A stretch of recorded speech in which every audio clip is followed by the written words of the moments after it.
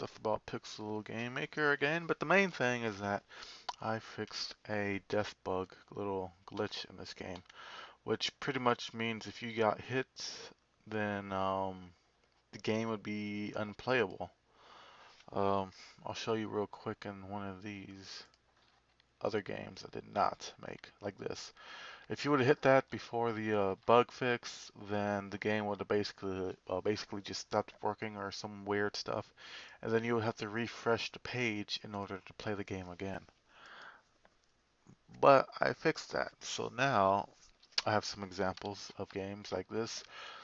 Lava goes through a pipe and it goes to the bottom, and I get the key. There's a foreground, can cover the player, and then like that rock is in the background, and then I could go in the tunnel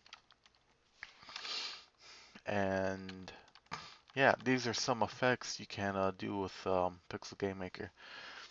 Now, technically, when you play a game, you could click that little X button, and then it will go in the editor. But um, it wasn't supposed to do that, so I don't recommend doing that. Because after I push play, it I can't edit this stage anymore. But I'm going to go ahead and erase this in the first layer, and so I'm going to erase this too in the first layer. And then I'm going to change some sprites real quick. Alright, so I changed the main background to a reddish color, and I did that so you can see these other sprite blocks here, which is used for collisions for the tunnel. So in order to make a tunnel effect, I have blocks that match the background, and as you can see, these blocks now are the collisions, these blue blocks. So that's how I made the tunnel effect, because you can't really go inside of a block. And then these red lava things, they just have spot on hits, damage, spawner, break, and gravity. And then for how it goes in the floor, it just has a sprite block with a 3 pixel gap. So now you can see it in action. And this actually, I don't know why this happens because I tried to do it again and it didn't work. And I do remember that anything with two small detailed collisions not supposed to work. So I really don't know why this works.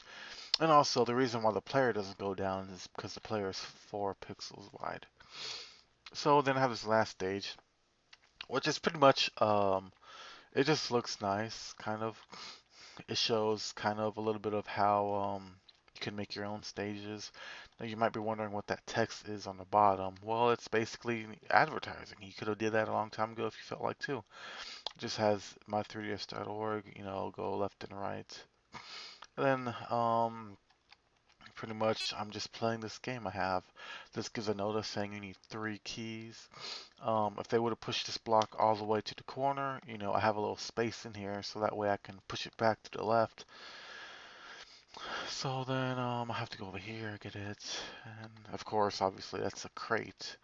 And then I have to jump, hold up to use the ladder, get these 3 keys. I also have like a little fairy thing, follow the player.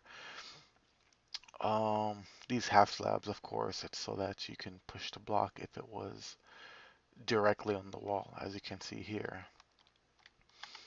And then unlock these 3 keys, and then a little drop down effect. This door is just decoration. I'll get the last key I'm going to need. That's also an enemy I want to jump over. And then I have this little lava stuff to deal with. And then, of course, the finish line, which is a bigger fairy, basically meaning, hey, we saved the fairy. So I'm going to end the video showing you basically, I guess, how to make the fairy, I guess. If you want a fairy, just put follow, ghost, and particle. I don't know if you really need particle, but I have it there anyways. Um, that's pretty much it. you know, you can see here that this little block is in the foreground, so it covers the player, and then you have a background and all that stuff. So yeah, you can pretty much make games like this if you knew how. So that's pretty much it. The death bug is fixed, so now you can make games and then die, and then it would restart the level. You can also click here to view all the maps